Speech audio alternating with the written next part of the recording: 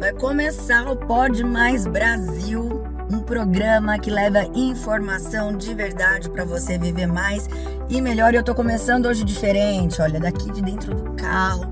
Cheguei muito animada. Vamos falar sobre o que? Nutrição. Sim, claro, diretamente relacionada à longevidade, né? Teremos uma nutricionista.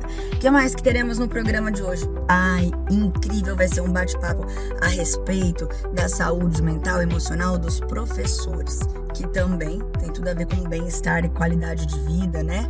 Você, então, que é professor ou você que conhece um professor, já curte, se inscreva aí no canal, compartilha para aquele seu professor que tá precisando ouvir isso, porque vai ser um bate-papo incrível. Bora lá pro estúdio começar!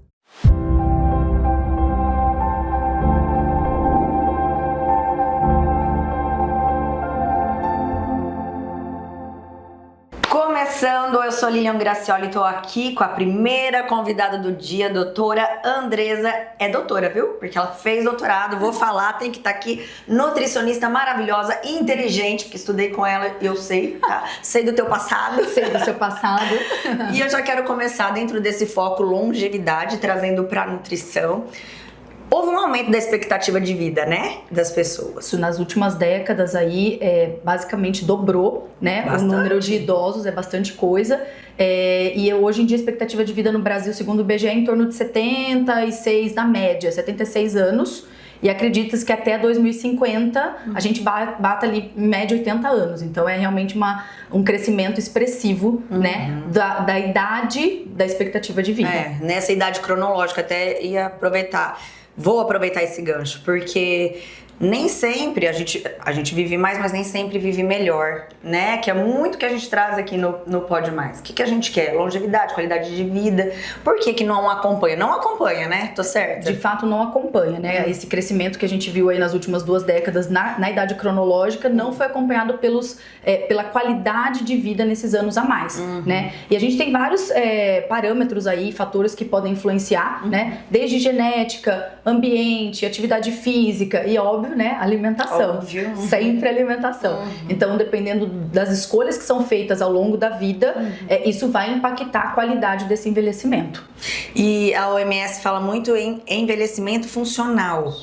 A gente não sabe o que é isso. Explica rapidamente. Só para ter uma diferenciação, né, o envelhecimento funcional ele vai considerar ali, foi definido mais ou menos em 2015 esse termo, mas seria o desenvolvimento ali de habilidades relacionadas com função do corpo que seja mantida ali até o final da idade mais avançada, trazendo um bem-estar para esse indivíduo. Então, basicamente você envelhecendo, né, cronologicamente, porém mantendo ali sua autonomia, você mantendo a sua independência, mobilidade e também até essa parte de desenvolvimento, crescimento pessoal. Então, emocional também vai estar ligado, né? Com certeza. A gente estando bem, assim. Com certeza. Então, não só a questão de mobilidade e tal, mas também essa capacidade de tomar decisões, poder fazer escolha. Então, essa saúde mental também está dentro desse envelhecimento funcional. Nossa, é maravilhoso, porque envelhecer e depender de outra pessoa é difícil, né? A gente vê aí, ninguém quer isso. A ideia é viver mais e viver independente, né?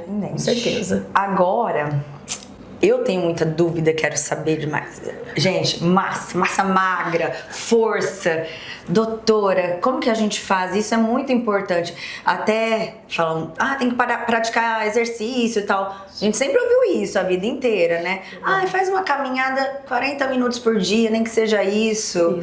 Fala a respeito dessa massa magra, quão importante é e como a gente faz. A própria Organização Mundial, ela traz, né, essa ideia de prática de atividade física aí, diariamente, pelo menos meia hora, e ainda não estava definido ali o tipo de exercício, né? Com o passar dos anos, a gente tem estudado mais a respeito da importância da massa magra nessa questão do envelhecimento funcional, que vai trazer autonomia, a mobilidade, tudo isso vai depender do quanto de massa magra você tem e quanto de força você tem, né? Então a gente já começa a entender que a prática de exercícios de resistência resistência, que é de força, né? Como se fosse, por exemplo, a academia, ela tá ligada diretamente com a manutenção de massa magra. A né? musculação, por exemplo. A musculação, exatamente. Um treino funcional que tenha carga. Isso mesmo quem é mais velho. Assim. Exato. Então, assim, o que a gente sabe hoje? Que o ideal é começar o quanto antes para que a gente faça como se fosse uma poupança, de fato, dessa massa magra, né? Mas não impede de uma pessoa que já tem ali uma idade mais avançada de começar. O importante é sempre praticar atividade física de resistência, de força, tá? Anotem aí. Vou trazer aqui para eu entrevistar alguém dessa área aí, um educador físico, né? Vou ver um personal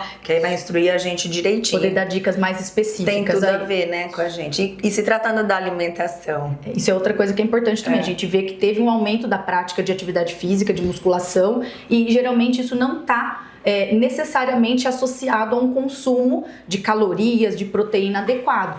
Então, a gente sabe que tendo o exercício, você vai ter um estímulo para fazer massa magra, mas se você não entregar ali o nutriente, né, o substrato, não vai ter como o corpo fazer músculo. Não, que é o resultado final. Treina, não vai nascer. Exato, já vimos muito isso, né? A pessoa tem lá uma rotina de treino super organizada, mas aí às vezes não consegue atingir caloria, não consegue atingir proteína, e a pessoa fala, olha, eu não vejo ganho, eu não vejo benefício. E muitas vezes o erro tá no baixo consumo proteico, tá? Tanto proteico quanto de caloria. Então a gente hoje já tem uma noção de que o consumo da população em geral, principalmente a brasileira, fica aquém do que deveria para relação de hipertrofia, né? Ganho de massa magra. Você acha que é falta de informação?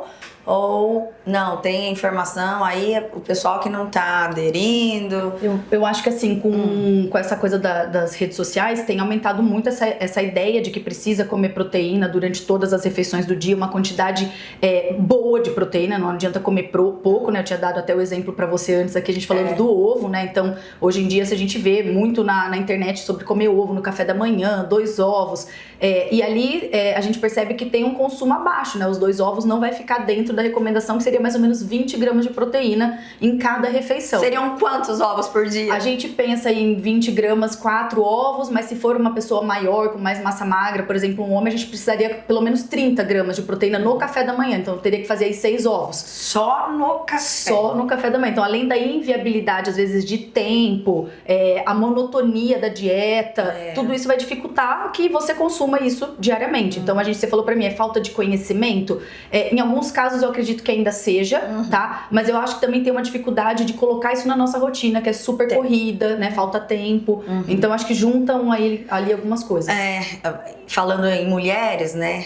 40 a mais, mães, de manhã é filho que vai pra escola, é aquela correria. Trabalho, né? E o ganho de massa é diferente, né, doutora, na mulher e no homem. Exatamente. Aí fica complicado esse de manhã, né? Exato, assim, ainda mais mulheres aí a partir dos 40 a mais, como você falou, que vai estar ali próximo do período da perimenopausa, talvez ali próximo da menopausa também. Essas mudanças hormonais, elas vão interferir em ganho de massa magra.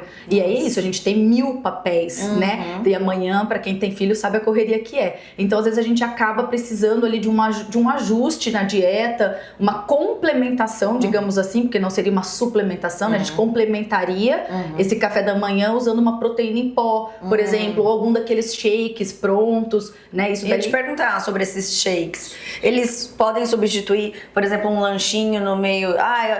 corrido pra mim não dá pra eu me alimentar entre café e almoço, né? Ou entre almoço e janta. Isso, a ideia é assim... já passa, né? Vamos fazer uma consulta grátis.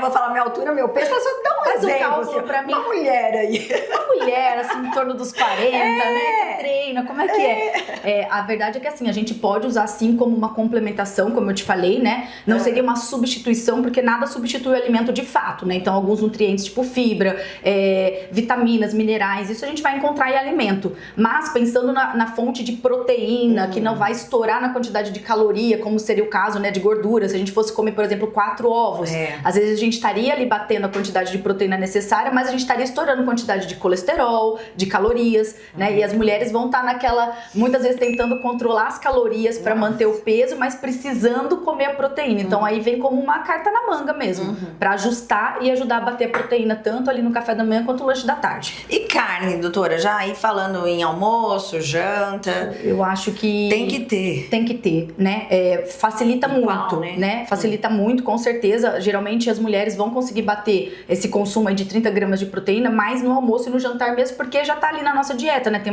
um carboidrato, arroz, feijão, sempre vai ter uma fonte proteica. Então se eu penso ali num bife básico de peito de frango, uma carne mais magra como patinho, filé mignon, pode ser também a coxa de frango, sobrecoxa, enfim. A gente vai conseguir bater essas 30 gramas tranquilamente. Então o almoço e o jantar geralmente é mais fácil. Só que... Consulta de novo. Lá vai. Eu não janto comida, prato, assim, de... Você não vai botar comida, a gente vai mais pra um lanche rápido, né?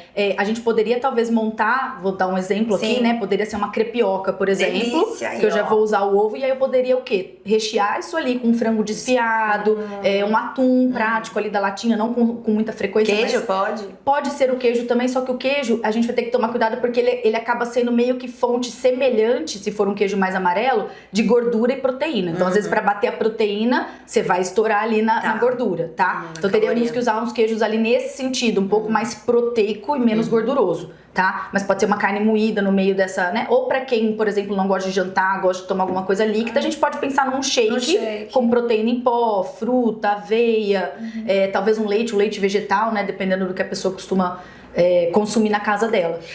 Agora sim, quando que a gente deve começar a se preocupar, homens e mulheres, assim, realmente com essa ingestão de proteína, com esse cuidado, complementação, como você falou, né? A gente percebe hoje pelos estudos, né, a questão da perda de massa magra, perda de força, né, que a gente chama de sarcopenia, que é o estado já de doença patológica, começa ali a aparecer o diagnóstico aos 70 anos, 60, 70 anos, desculpa. Mas esse processo todo começa mais cedo, né? Ele se intensifica ali a partir dos 35, 40 anos. Cedo! Então, o ideal seria que a gente começasse a trabalhar essa poupança de músculo o quanto antes, para poder o quê? Ter uma quantidade boa de massa magra para quando a gente tiver essas alterações hormonais, no caso das mulheres, ou uma diminuição de atividade física, às vezes pela correria da vida mesmo, né? Natural do próprio envelhecimento, maiores responsabilidades, a gente vai ter uma perda de massa magra por conta disso. Se eu tenho uma boa quantidade, se eu fiz um bom estoque, muito provavelmente eu não vou lá nos 60, 70 anos vir a desenvolver uma sarcopenia. Então, é um processo que tem que ser contínuo e começando o mais cedo possível.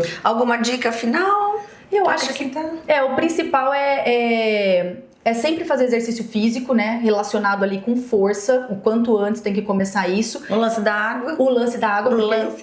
A hidratação, ela é extremamente importante. Porque, lá, tá aqui, inclusive. Faz parte aí da própria constituição da massa magra ter água. Então, uma hidratação adequada. E, sem sombra de dúvidas, ajustar o consumo de proteína aí ao longo do dia, né? Fracionar isso em pelo menos 3 a 4 refeições com boas quantidades de proteína. Adorei, doutora. Muito obrigada. Eu que agradeço a oportunidade de falar sobre um assunto tão importante. Levando informação. Exatamente. Né? E agradeço muito por estar aqui, por poder trabalhar. Você vai voltar. Se Deus quiser, pode contar comigo.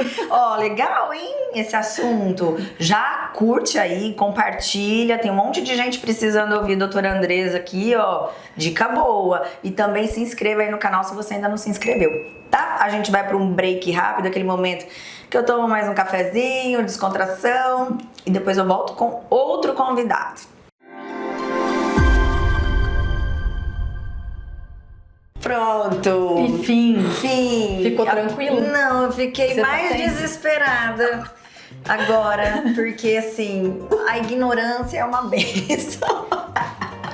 Eu adoro a ignorância. Tô sofrendo, agora eu vou sofrer com consciência. Nada, agora é pra gente mudar mesmo aí essa rotina e tentar incluir, né? Eu sei que é muito corrido, 1000 coisas a gente faz. 4 refeições no dia, 4 refeições, né? Dormir 14 horas por dia, comer 10 vezes no dia e escovar o dente todas as depois de comer. Eu acho que vai passar mais tempo mastigando, escovando o dente do que trabalhando. Não, ao mesmo tempo você se preocupando com a sua aposentadoria, claro, já seu planejamento financeiro. As coisas da filha na escola, né? Que você tinha que resolver, o trabalho. Falta o quê? Eu trazer aqui um psiquiatra. Psiquiatra.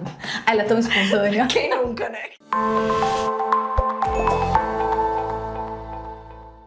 Enfim, chegou o momento de você se aposentar. Ai, que ótimo. Recolheu o INSS a vida inteira, mas aí, imagina você, chega lá e recebe menos do que você acreditava, menos do que deveria. Pois é, só que o problema não é só INSS.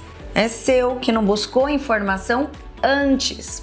Por isso que eu falo que esse livro aqui, ó, é necessário. Meu INSS, uma ova, do autor, doutor, advogado Rafael Gabarra. É um guia, é um manual. Aqui você vai entender regras, você vai aprender cálculos, enfim. Por isso que eu falo que é muito necessário.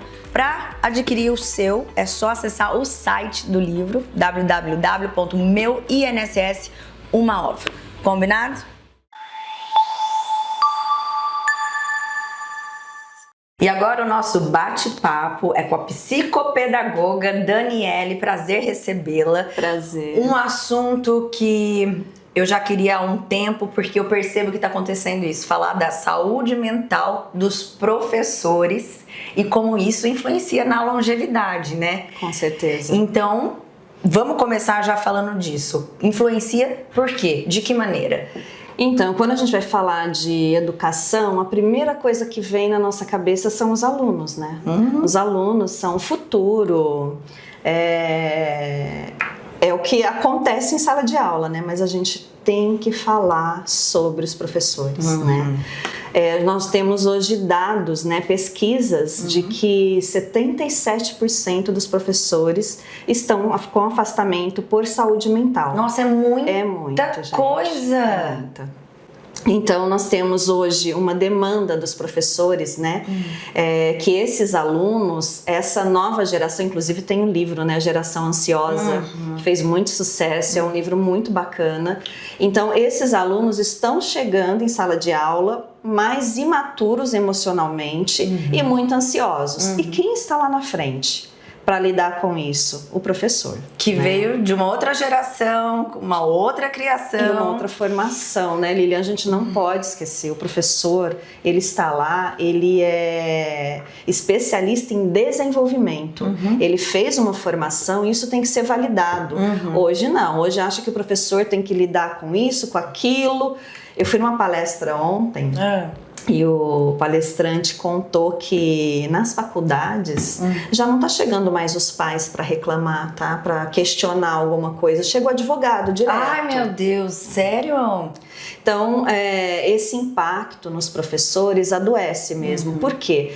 Porque é um cérebro que ele vai estar o tempo todo atento, com medo, né? O que pode acontecer? Se ele não tem esse apoio, né, ou da gestão, não tem esse apoio de ajuda emocional mesmo, ele vai adoecer. Fica esgotado. Fica esgotado. Tanto que hoje em dia, em determinados colégios, né, não é público, privado também, porque não tem disso. Não tem disso. Professor tem medo do aluno. Isso.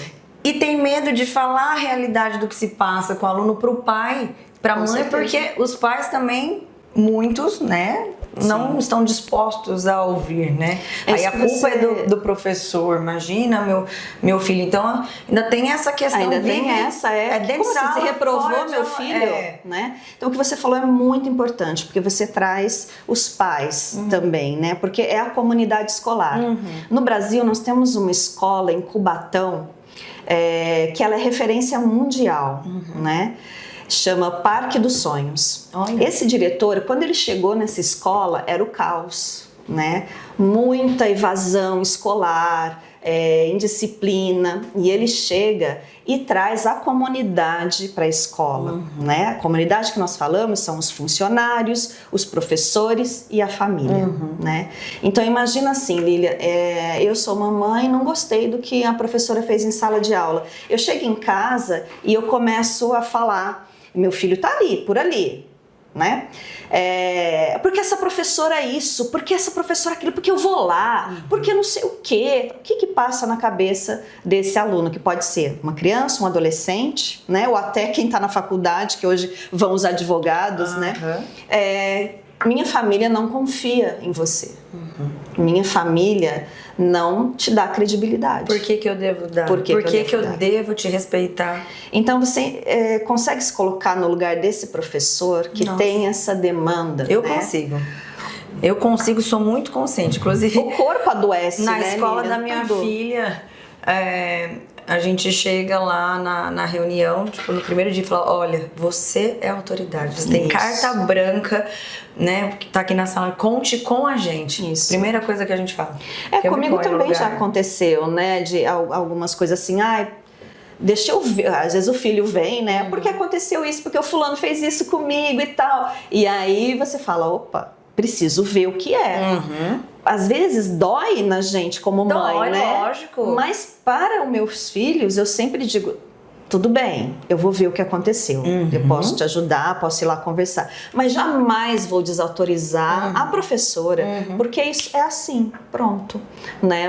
Se você fala para a criança, né, com toda aquela raiva, descredibilizando mesmo esse profissional, porque eles têm que saber quem está lá na frente é um profissional. E é autoridade naquele momento. Coisa que não se respeita mais hierarquia também, né? Sim, diferente, assim. Tudo bem que muita coisa melhorou e tal, mas enfim. Agora a gente falou a respeito desses impactos, né? Que esses professores adoecem. Sim. Então, o que você acaba percebendo, vendo, né, nos estudos? É físico, é emocional? As duas coisas? As duas coisas, Lilian. Nós temos, assim, muitos casos de professores que, no físico, por exemplo, apareceu muitos casos, aumentaram, né, os casos de doenças cardiovasculares. Olha isso. Pressão alta, aí no mental também, né, ansiedade, síndrome do pânico, porque se esse ambiente não te favorece e você tá lá, a maior parte da sua vida, né? A gente passa no trabalho, Passa né? no trabalho, com os colegas sim, de trabalho. Sim. E eu ainda costumo dizer que se a gente fosse pôr na ponta do lápis, a hora-aula do professor é impagável, porque, por exemplo, quantas vezes eu estava num cinema e nada a ver com a escola, né?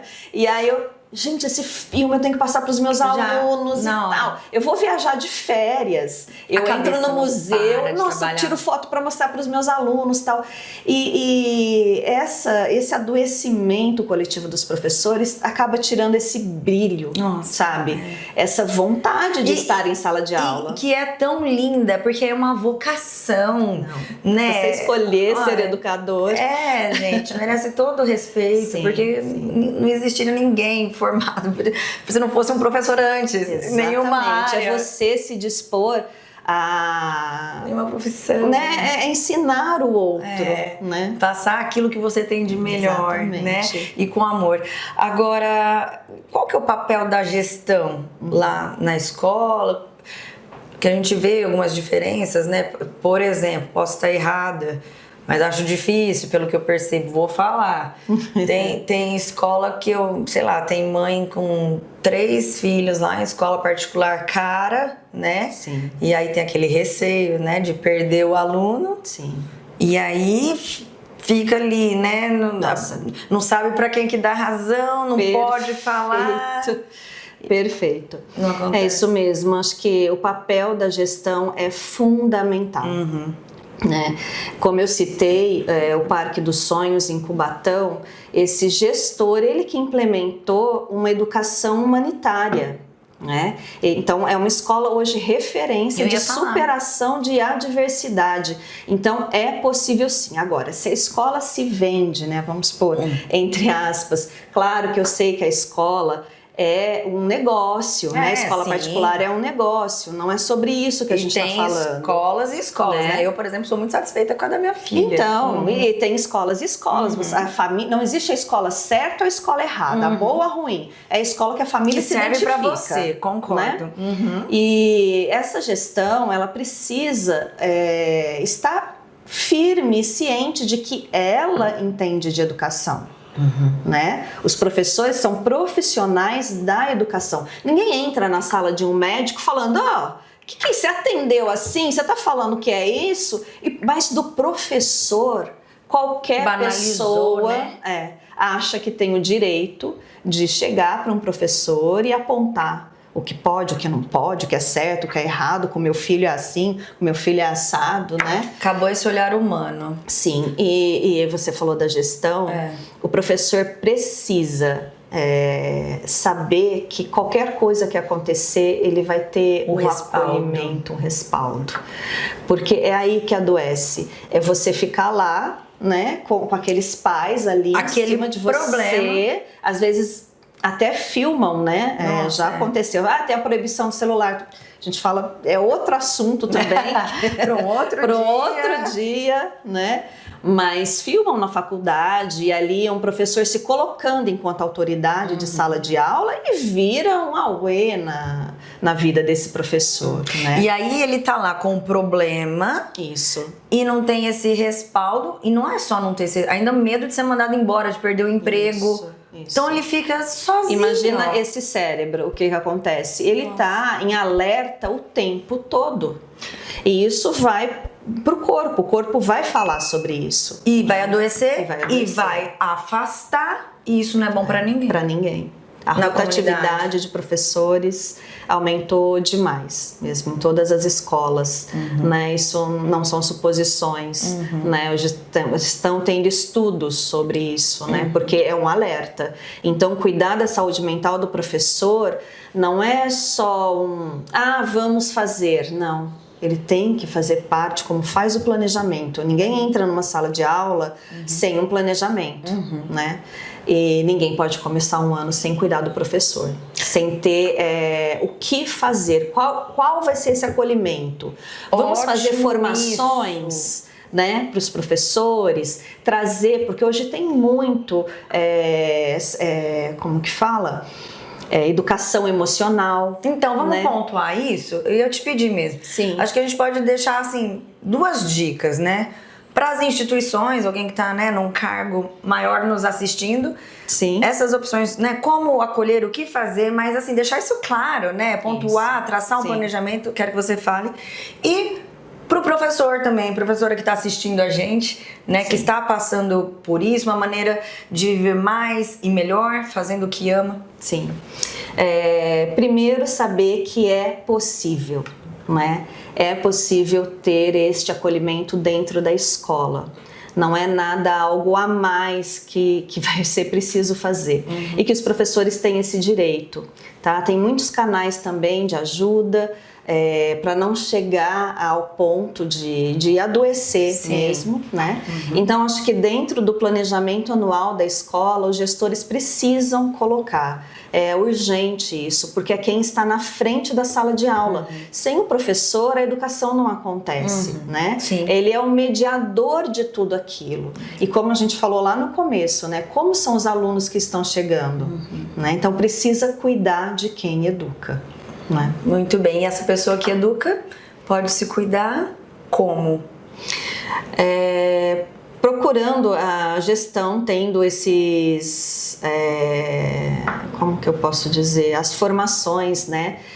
Socioemocionais. Conversando, pedindo, de Sim, repente orientando. dando espaço para essa escuta, né? Trazendo a escuta do professor, o professor saber que ele tem esse espaço lá, né? De escuta Sentiu humanizada. que tá avançando. Sentiu que tá a gestão criar um canal mesmo dentro da instituição, né? Então, assim, parte mesmo da gestão, Lília, não tem como. Então, assim, eu volto a dizer, pesquisem lá sobre o Parque dos Sonhos, né? Como era essa escola, como ela está hoje sendo referência mundial, né? Porque como ganhou o prêmio, né? É uma referência mesmo de como você chega numa gestão humanizada. Né? Então, como os professores podem melhorar tudo isso, cobrando da gestão? E qual vai ser o meu espaço? Quando acontecer isso, uma mãe vier, como que eu posso fazer? A quem eu vou recorrer? Né? Achei incrível. Obrigada pela sua entrevista. Vou te trazer mais vezes também, porque eu vi que a gente tem outros assuntos que vão complementar aí. E você que nos assistiu pode e deve encaminhar para professores, enfim, se conhece alguém de alguma instituição também. Deixa aqui nos comentários se vocês concordam com isso. O que vocês pensam? Muda muito, né? A relação... Opa! Aí alerta de tempestade aqui. Já, é vida de verdade aqui, ó, tá? Eu tava no silencioso. Mas voltando. Aí, ó, até me desconcentrei. Mudou muito, né, a educação. Hoje as crianças e antigamente. O que você acha? Comenta aqui. E já se inscreva no canal. E depois eu volto. Muita gente acha que a aposentadoria de servidor público é tudo igual. Mas sabe de uma coisa? Não é não. Na prática, o servidor pode se aposentar por caminhos diferentes, dependendo da carreira, do tempo de serviço e até da situação pessoal. Então vamos lá. Existe, por exemplo, a aposentadoria voluntária, que é quando o servidor escolhe se aposentar quando ele cumpre os requisitos. Tem também a compulsória, que é quando a lei obriga ele a se aposentar porque chegou na idade limite. Tem a aposentadoria por incapacidade permanente, que é quando, por motivos médicos, enfim, com avaliação médica, esse trabalhador não pode mais trabalhar. E também a aposentadoria especial, quando ele foi exposto por muitos anos a agentes insalubres, perigosos. Por que é importante você saber disso? Porque cada uma delas tem seus cálculos, seus impactos no benefício, suas regras diferentes. Então, a dica final é: procure um advogado, seu advogado de confiança, porque ele sim vai saber te orientar para que você tenha o melhor caminho possível. Chegamos ao fim de mais um Pode Mais Brasil. Que programa, hein? Gostou? Faz o seguinte, deixa um comentário aí falando o que mais te chamou a atenção, se você teve algum insight do que fazer, o que você vai mudar no seu estilo de vida e mais. Também quero dicas de profissionais, né? Que tema você gostaria de ver aqui, né? De aprender mais. Aí a gente traz, quem sabe, no próximo programa. Então comenta aqui, curta, também compartilhe, que nem o Henrique fala pra mim. Compartilha com a amiga, com a tia, com a mãe. Tem um monte de gente que vai se beneficiar dessas informações. Se inscreva pra dar uma força pra gente. Até o próximo programa. Tchau, tchau.